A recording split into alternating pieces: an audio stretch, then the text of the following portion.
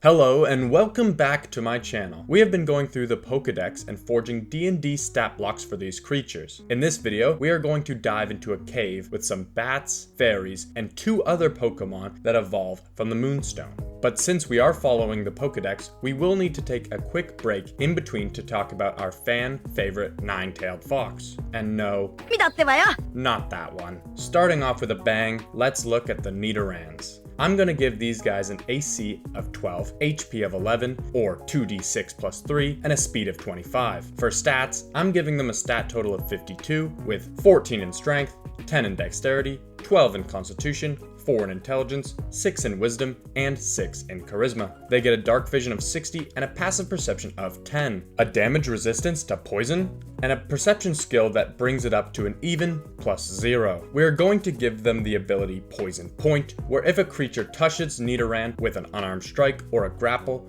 they must make a DC 12 Constitution save or take 1d6 poison damage. Finishing off the first stage, they will get an action, Poison Sting, that will be a melee weapon attack that deals 1d4 plus 2 piercing damage, and the target must make a DC 12 Constitution save or take another 1d6 poison damage. When they evolve into Nidorino, their AC goes up by 2 to 14. HP is brought up to 45, and their speed stays 25. For stats, their total is brought up to 62, with 16 in strength, 12 in dexterity, 14 in constitution, 4 in intelligence, 6 in wisdom, and 10 in charisma. They keep their dark vision and their passive perception, along with their poison resistance. Their perception skill is now +1. Their Poison Point ability gets some buffs, with the DC increasing to 13 and the damage being increased to 2d6. For actions, they get a multi-attack, allowing them to make 2 Poison Sting attacks that deal 1d4 plus 3 piercing damage, and additional 2d6 poison damage on a failed constitution save. Going into their final evolutions, Nidoqueen has higher defense and health stat, so we are going to give it an AC of 18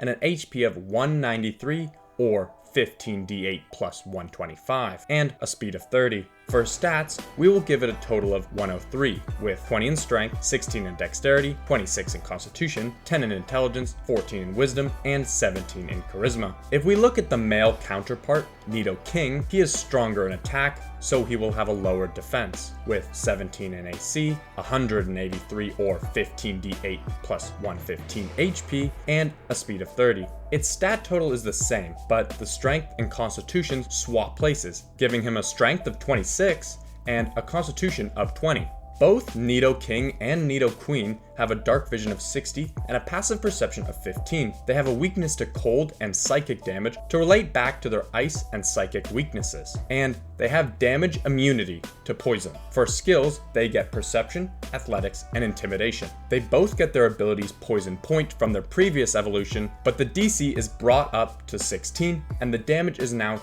2d10 poison damage. And they get another ability relating back to their Pokédex entry. Nidoking gets Rampage. When Nidoking is lowered to half health, they become enraged and can make an additional Poison Sting attack on each turn. Nidoqueen has Protective Mother. If Nidoqueen has loved ones nearby, its AC is increased by 1 and it loses its cold damage weakness. For actions, they both get a multi-attack, allowing them to make 2 Poison Sting attacks. Nidoqueen's dealing 2d6 plus 5, and Nidoking's dealing 2d6 plus 7, with both of them dealing an additional 2d10 poison damage on a failed DC 16 Constitution save. And finally, both King and Queen get Toxic Spikes. They recharge on a 5 or a 6. They choose a 20 foot by 20 foot area within 100 feet of themselves to launch Poison Spikes. The spikes cover a 20 foot by 20 foot area, making it difficult terrain. The creatures walking through the terrain must make a DC 13 dexterity save or take 5 or 1d6 poison damage. A creature can choose to ignore the difficult terrain, but they automatically fail the dexterity save. These two are fierce and menacing creatures, and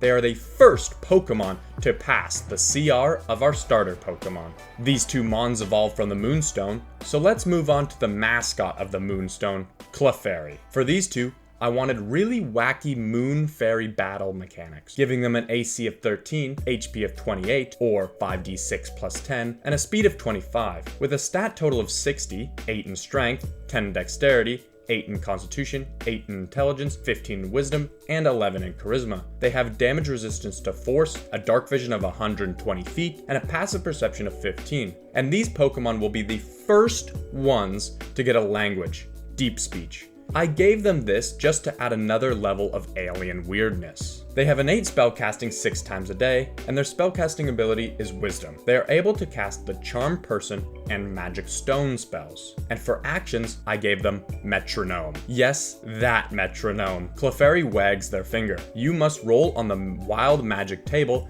and that effect happens. I just love the idea of the party fighting and everything goes wild. For Clefable, they will get an AC of 14, HP of 63, or 5d6 plus 10, and a speed of 25. Their stat total gets increased to 70, with 12 in Strength, 10 in Dexterity, 10 in Constitution, 8 in Intelligence, 17 in Wisdom, and 13 in Charisma. They keep the same damage resistance and dark visions, but their passive perception gets increased to 15. Their innate spellcasting is now 8 times a day, and we are keeping the same spells. And the action is now Trained Metronome, essentially an advantage to the metronome. You roll twice and you choose the outcome you want to happen out of those two. Now, before we dive deeper into the cave, we have to take a break for the Pokédex entries 37 and 38. This fan favorite will have an AC of 13, HP of 48, or 5d6 plus 30, and a speed of 30. A stat total of 54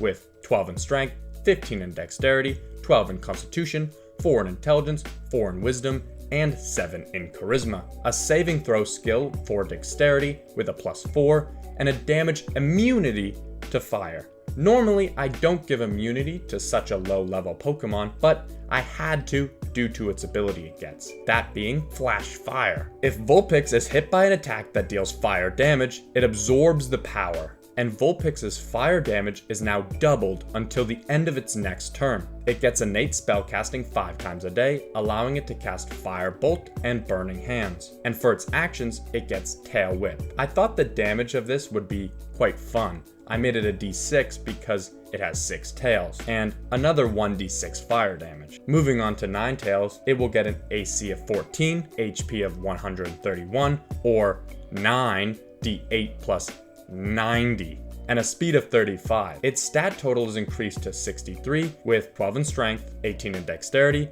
14 in Constitution, 4 in Intelligence, 6 in Wisdom, and a 9 in Charisma. Ninetales will keep its damage immunity and the Dexterity saving throw proficiency. It will also keep the Flash Fire ability, and its innate spellcasting stays at 5 times a day, but the Firebolt is now 5th level spell, and the Burning Hands is now a 3rd. For its Tail Whip, it now deals 9d4 plus 4, and the thought process is that each tail deals 1d4, and then it also deals 2d4 fire damage on top of that. For its last action, it gets Flamethrower. Ninetales shoots fire in a 25-foot cone, dealing 3d10 fire damage on a failed DC 14 dex save, or half as much on a successful one. Now that we have seen this fiery fox, let's delve back into the cave. If you're enjoying this series, please drop a like and consider subscribing, because we have a lot more Pokemon to go. Finishing up the Moonstone Pokemon with our favorite singer.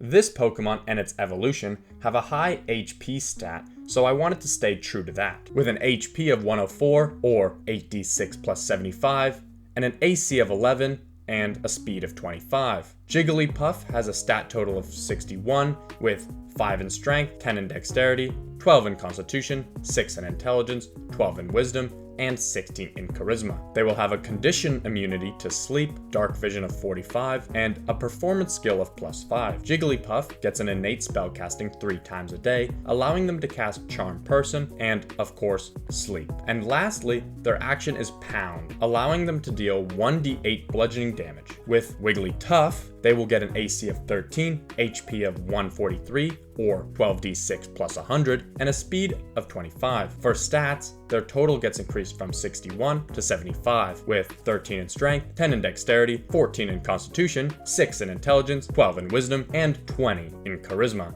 keeping the same condition immunity, senses, and skills. It gets a new ability based on their ability in game called competitive, where if they are affected by a condition, Wigglytuff's damage will be doubled. Their innate spellcasting gets increased to 6 times a day, and they will keep the same spells. For their action, it will stay pound, but the damage is increased to 2d8 plus 1. That's Jigglypuff and Wigglytuff. For the last Pokemon of the video, we need to convert the most annoying monster in the cave, that being Zubat and Golbat. Zubat will get an AC of 13, HP of 38 or 5d6 plus 20, and a flying speed of 25. Their stat total will be 52, with 12 in strength, 16 in dexterity, 10 in constitution, 2 in intelligence, 4 in wisdom, and 8 in charisma.